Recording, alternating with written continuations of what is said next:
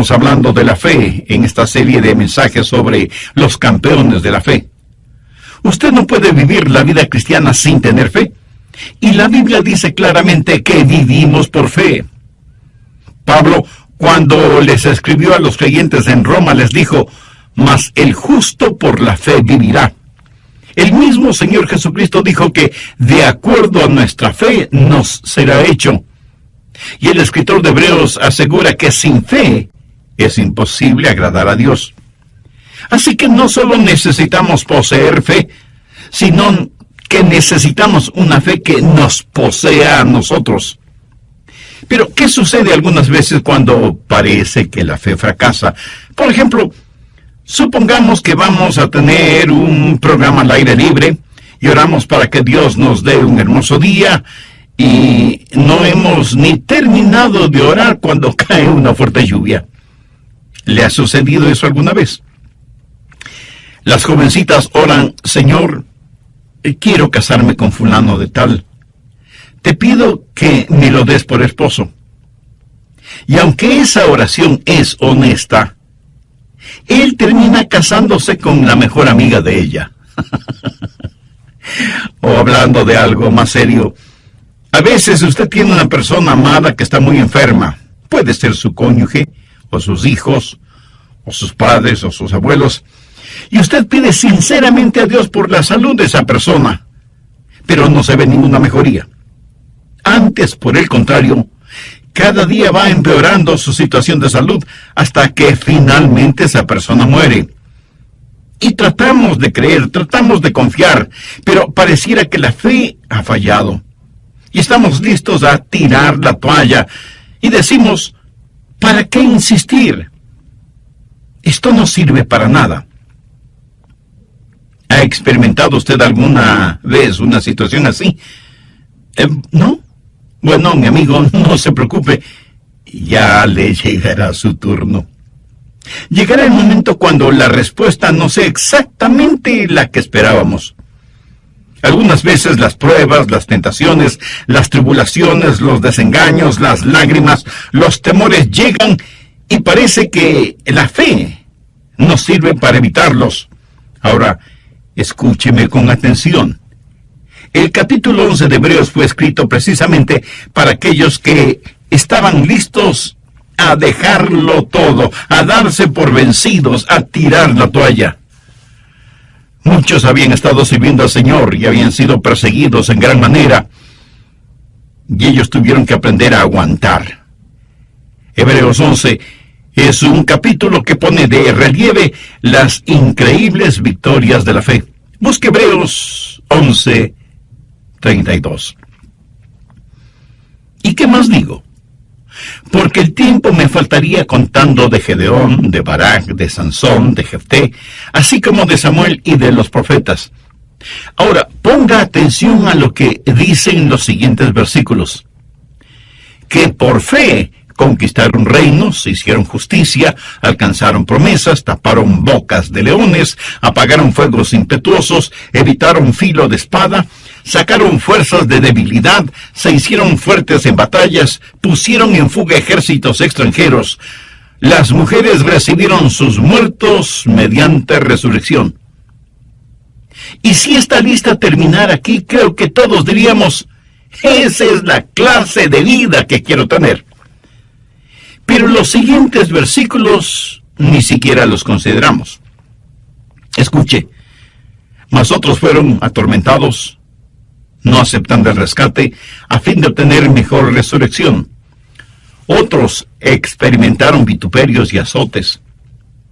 Y a más de esto, prisiones y cárceles. Fueron apedreados, aserrados, puestos a prueba, muertos a filo de espada, anduvieron de allá para acá cubiertos de pieles de ovejas y de cabras, pobres, angustiados, maltratados, de los cuales el mundo no era digno, errando por los desiertos, por los montes, por las cuevas y por las cavernas de la tierra. Y alguien estará pensando: bueno, algo debió estar mal con ellos. Seguramente no tuvieron fe. No, mi amigo, nada de eso. Mire lo que dice el verso 39. Y todos estos, aunque alcanzaron buen testimonio mediante la fe, no recibieron lo prometido. Es como si Dios dijera que recibieron calificación de 10 sobre 10. ¿Cómo lo lograron? Por fe. ¿Lograron escapar de todas esas tribulaciones? No, pero aprendieron a soportarlas. Algunos escaparon, otros aguantaron por fe, pero todos tuvieron fe, aunque algunas veces parece que la fe fracasa. Quiero compartir con usted 3 cosas para que tenga una fe madura.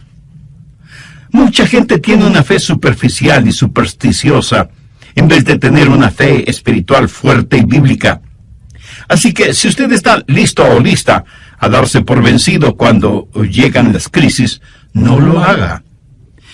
Más bien ponga atención y ponga en práctica los siguientes 3 principios. Primero, una fe madura cree en el poder sobrenatural de Dios.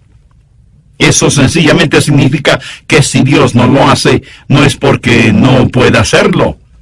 Hebreos 11, los versos del 32 al 35, es una lista de las cosas sobrenaturales efectuadas por Dios. Y muchas de esas historias bíblicas las conocemos desde niños. Por ejemplo, Daniel en el pozo de los leones. ¿Lo recuerda? Le dijeron a Daniel que no orara a su Dios, pero él lo siguió haciendo y terminó siendo lanzado al pozo de los leones. Pero Dios les quitó el apetito a los leones, y más bien la melena de los leones le sirvieron de suave almohada a Daniel. Pero esto no es un cuento de hadas, son historias verídicas. ¿Y qué de Sadrach, Mesach y Abednego? Les dijeron que debían adorar a un ídolo pagano, o que los echarían en un horno ardiendo. Ellos se negaron a adorar al ídolo, y los echaron al fuego. Ellos no claudicaron. Ellos no se arrodillaron. Y ellos no se quemaron. Y cuando el rey miró el horno, dijo: pensé que habíamos echado 3 hombres al fuego, pero veo a 4. Y el cuarto es semejante a hijo de los dioses. Era Jesús que estuvo con esos 3 jóvenes, y cuando salieron del horno, dice la Biblia, sus ropas no tenían ni siquiera el olor del humo, y ni uno solo de sus cabellos se había quemado. ¡Cuán poderoso es el Dios a quien servimos! Tal vez la historia bíblica más famosa, la más conocida, es la historia de David y Goliat. Goliat tenía casi 3 metros de estatura, y todo el mundo le tenía miedo, menos David. David era un joven pastor. Y mientras todos pensaban que Goliat era demasiado grande como para atacarlo, David pensaba que era demasiado grande como para no dar en el blanco. Mientras todos pensaban, Goliat es mucho más grande que nosotros, David pensaba, cuán pequeño es Goliat frente a Dios. Y Dios le dio a David la victoria sobre Goliat. En el Nuevo Testamento tenemos la historia de Simón Pedro, puesto en prisión por el malvado Herodes. Y un ángel se aparece en la cárcel y le dice a Simón Pedro que se levanta y se vista. Y no es que se escapan sigilosamente. Salen de esa prisión en forma impresionante. Los cerrojos y cadenas cayeron, las pesadas puertas se abrieron y salieron fuera de la prisión. Es interesante el notar que, de acuerdo a la narración bíblica, Pedro tuvo más dificultad entrando en el lugar en donde los otros discípulos estaban orando por su libertad que saliendo de la cárcel.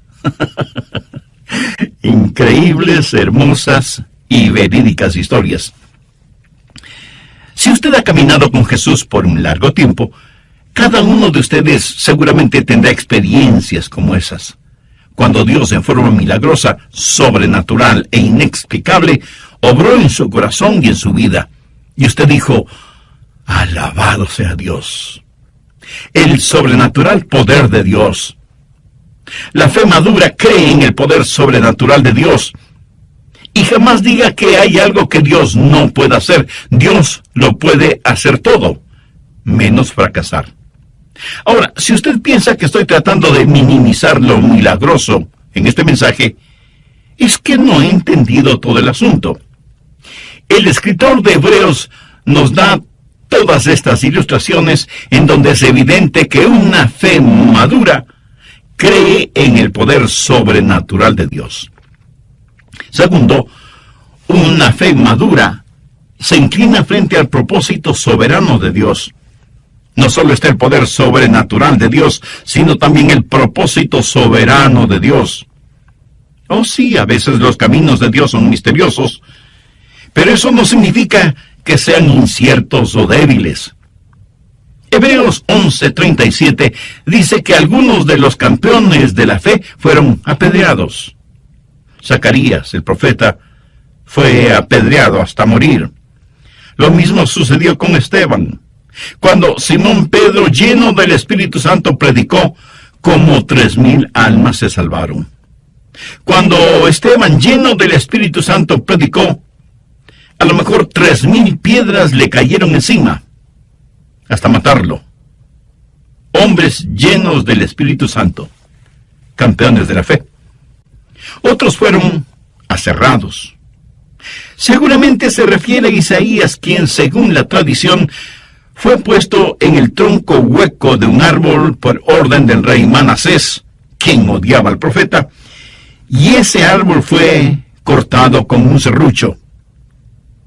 El rey pensó que así se burlaba del profeta de Dios. ¿Se puede imaginar ser cortado en 2 partes con un serrucho? Parece que desde tiempos antiguos algunas personas tenían especial placer en torturar a hombres y mujeres de Dios. Hoy sigue siendo lo mismo.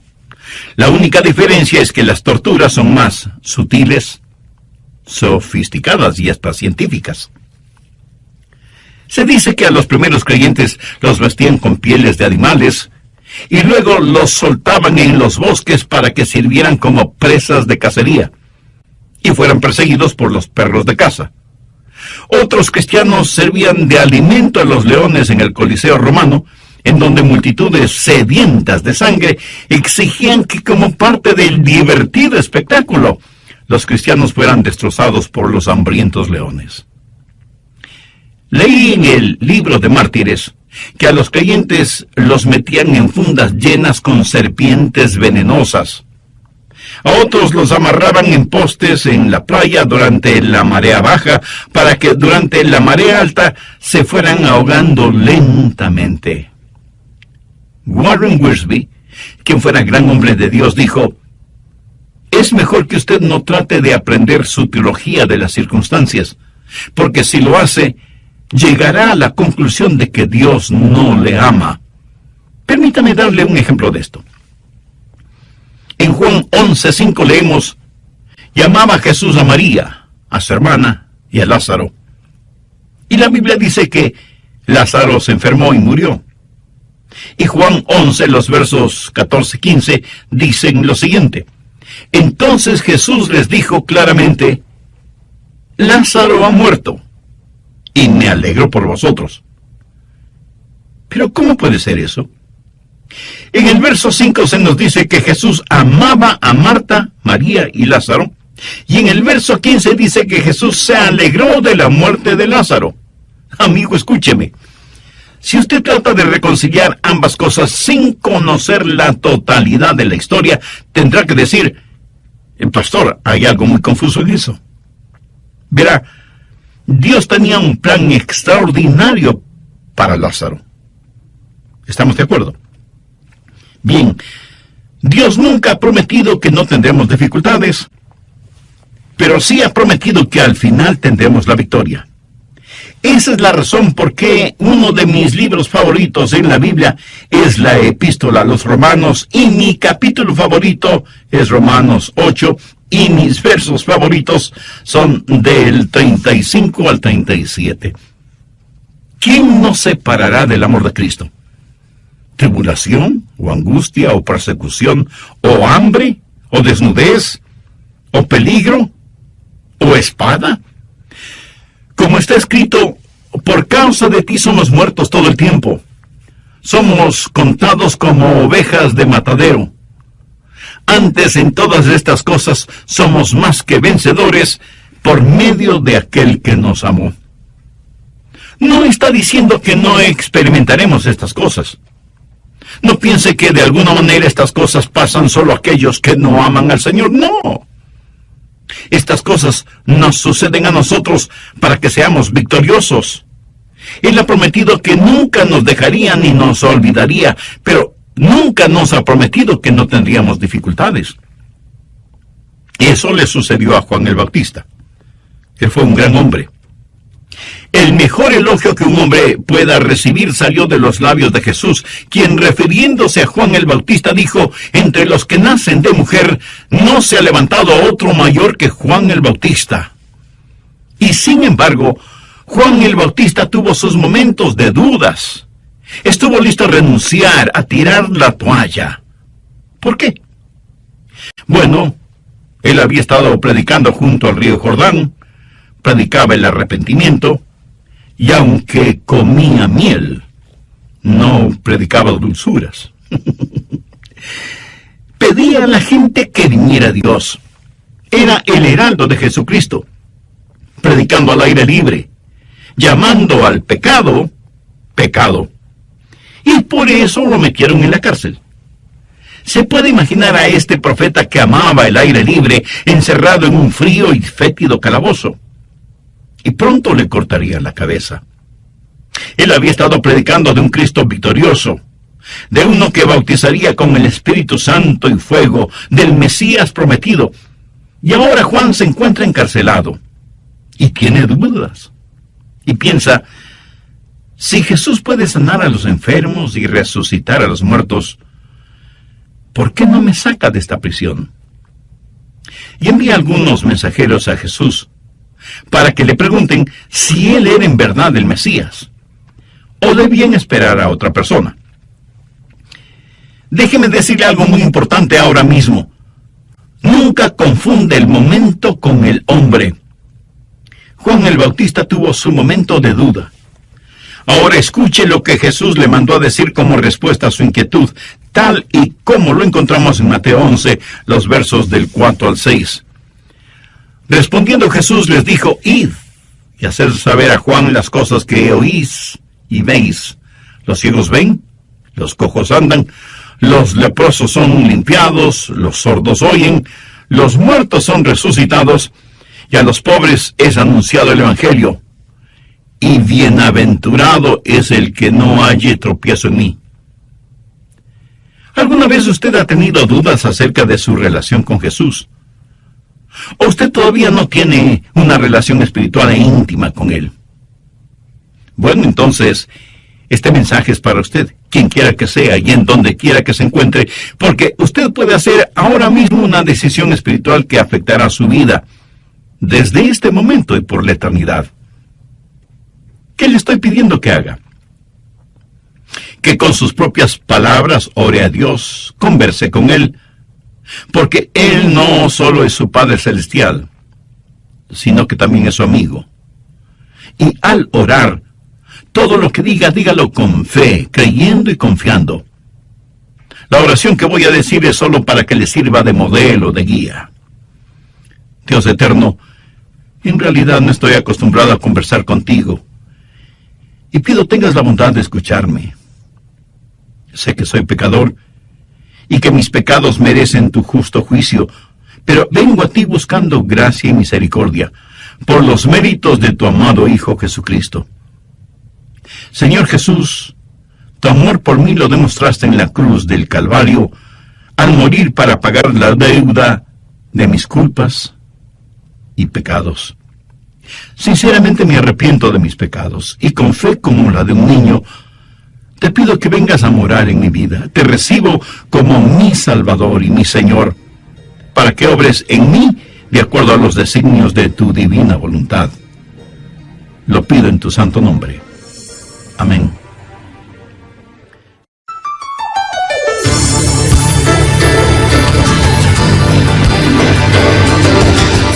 ¿Se enoja usted con Dios a menudo? ¿Alguna vez le ha dado resultados positivos el enojarse con Dios?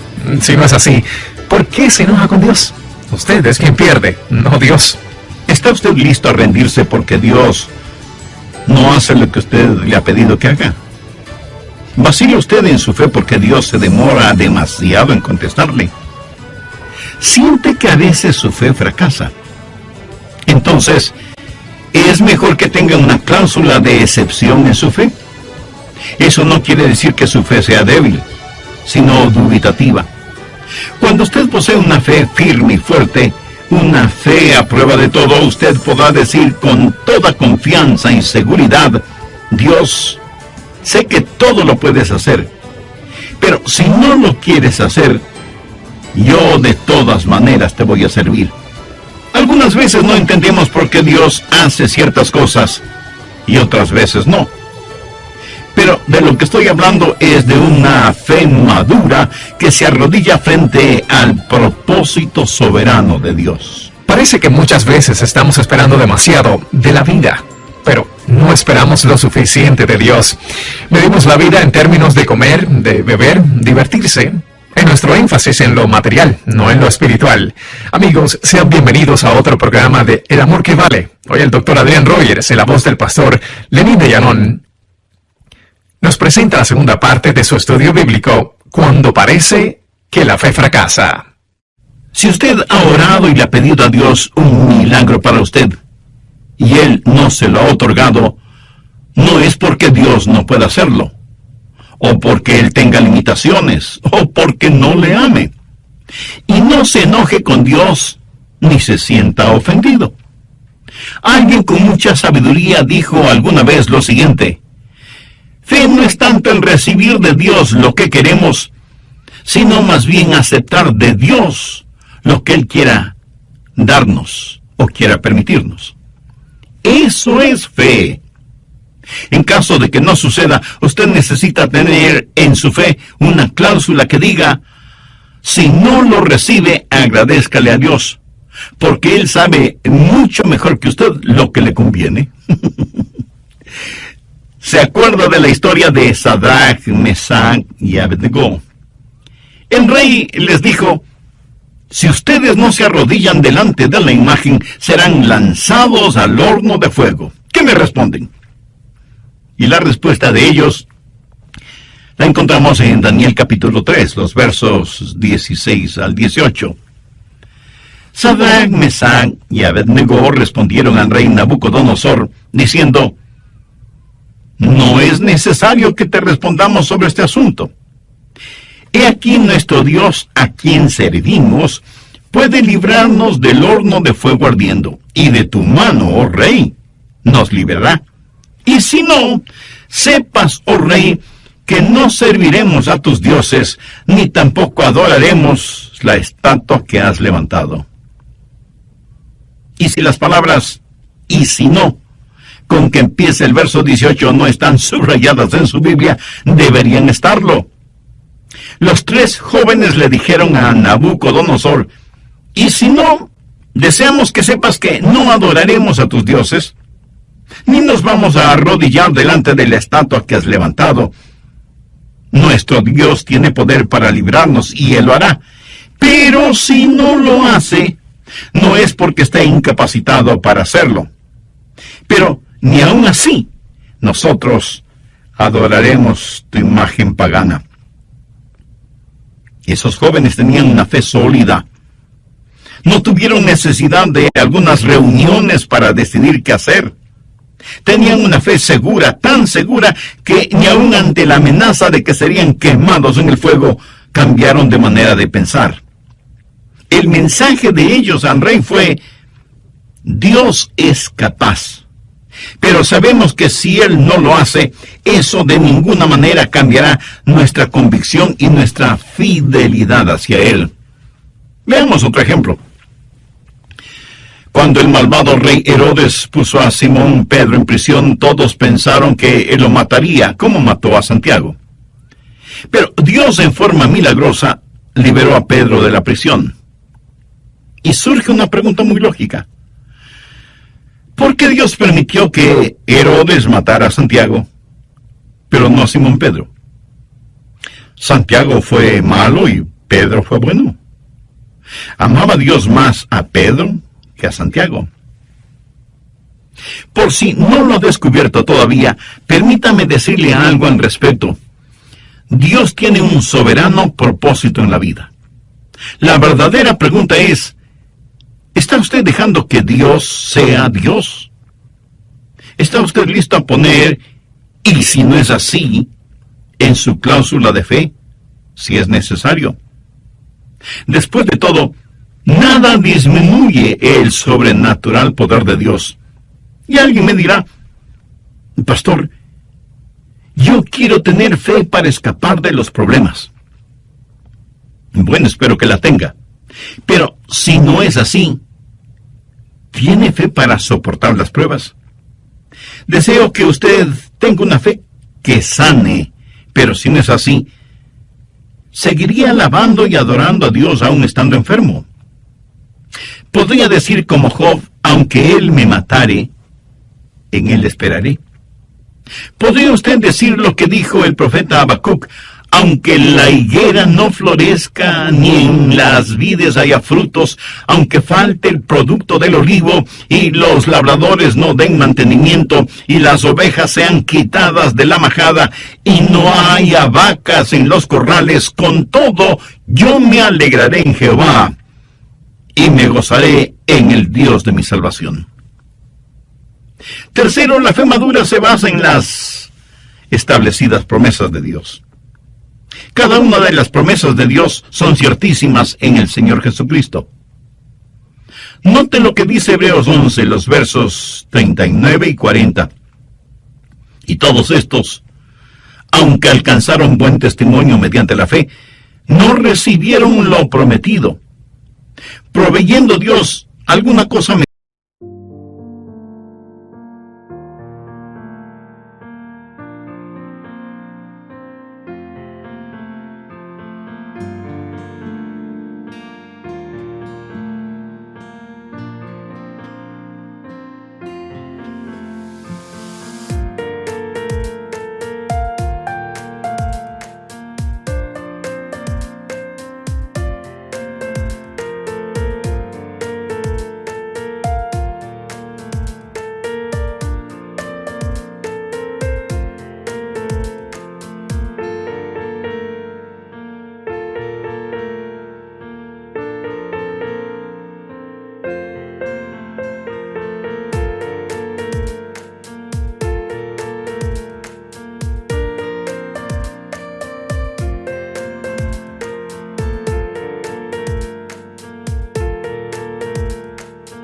Todo en esta vida, no quiero desilusionarle, pero no lo va a conseguir porque siempre le faltará algo.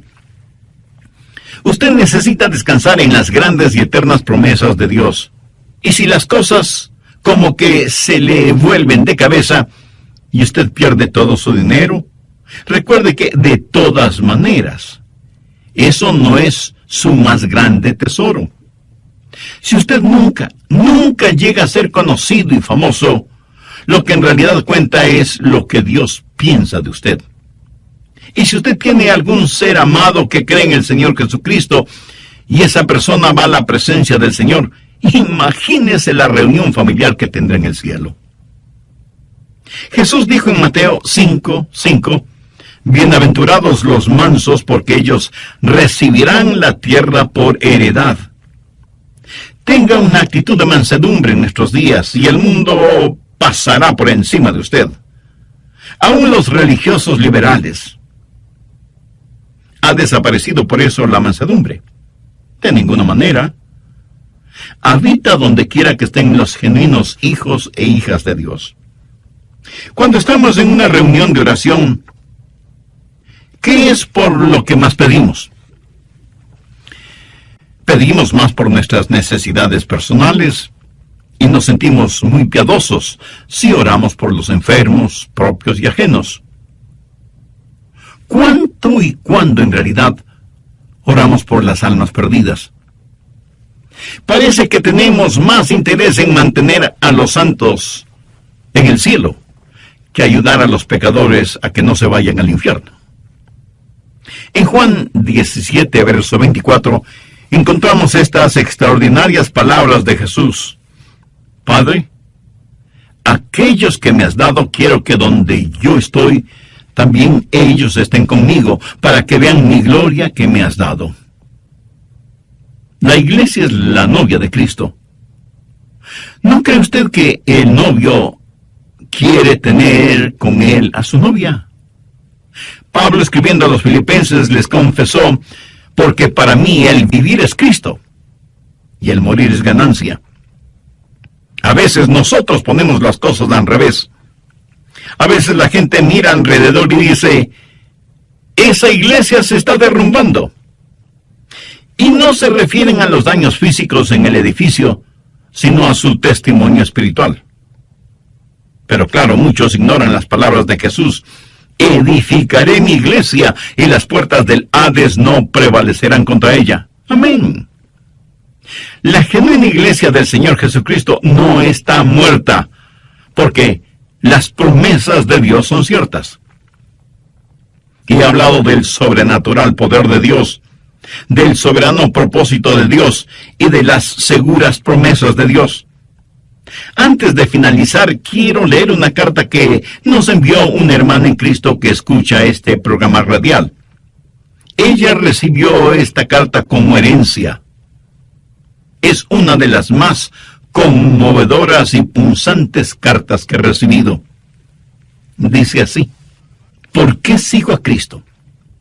Yo no he visto clara evidencia estadística de que menos creyentes mueran de cáncer en relación con los no creyentes, o que estén inmunizados de una mejor manera contra las enfermedades que afectan a la humanidad.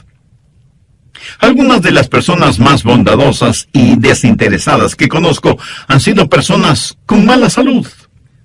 Y el hecho de que sean cristianas no ha sido una protección contra las enfermedades.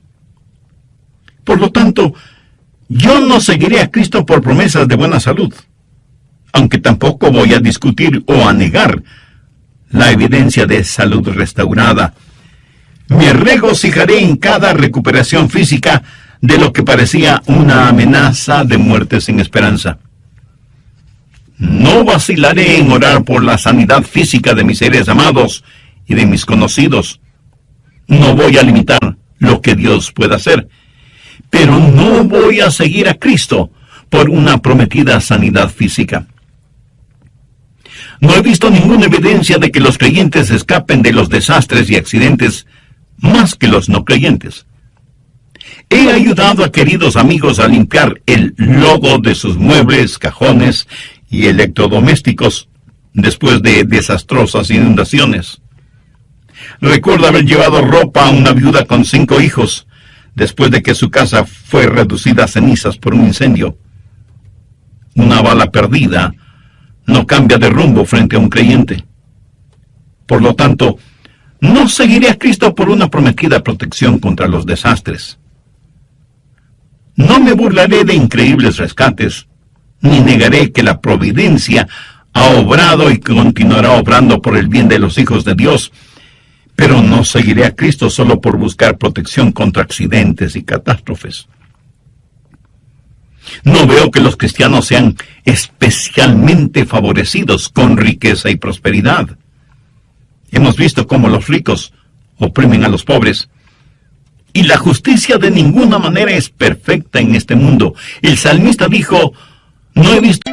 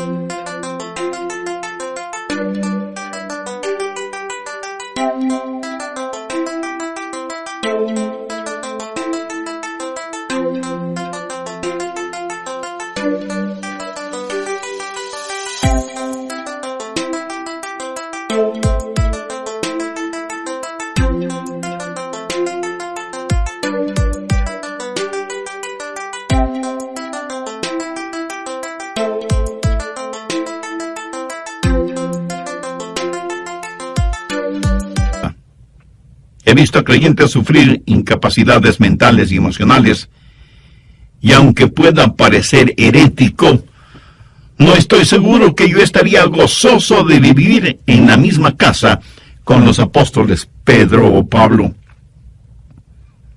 Dios quiere que la mente de Cristo sea formada en nosotros, y no tengo ninguna duda que las actitudes y acciones cristianas serán mejoradas por la clase de cristianismo que cada uno practica, pero no seguiré a Cristo por una promesa de tener una personalidad encantadora o en busca de popularidad.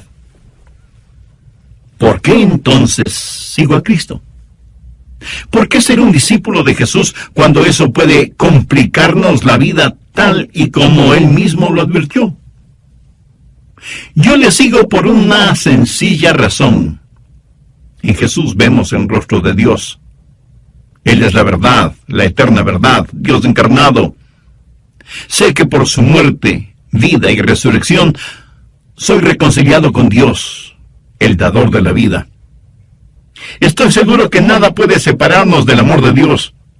Él tiene todo el poder y confío en Él y sus promesas. A Él le ofrezco mi vida, saludable o enferma, joven o llena de años. Eso no importa. Jesús es la única cosa cierta en un mundo totalmente incierto y debe ser adorado. No para que algo me pase o algo suceda en el mundo, sino porque Él es Dios y por medio de Él está reconciliando al mundo con Dios y con Él mismo. Él me salvó y es mi justificación. Es el imán que todo lo sostiene. El adorar al Dios de nuestra salvación, el ofrecerle sacrificios de alabanza y de gratitud, esa debe ser nuestra única vocación. Y le ofrecemos nuestras vidas a Dios, no para ser saludables, ricos o sabios, ni siquiera para tener la fortaleza para realizar grandes cosas por Él, sino porque únicamente Él tiene derecho sobre nosotros. Dios no es una circunstancia hacia un fin. ¡Qué carta más extraordinaria! ¿No le parece? Fue escrita por John Hutchinson Jr. en 1981 y una de sus herederas me la hizo llegar a mí. Es una de las cosas más profundas que he leído y que se relaciona con la realidad de cuando nuestra fe fracasa. ¿No será que está esperando de su fe algo que Dios nunca en realidad determinó que tuviera? La verdadera fe es centrar nuestras vidas en Dios Todopoderoso. La fe madura cree en el sobrenatural poder de Dios. La fe madura se arrodilla ante el soberano propósito de Dios. La fe se basa en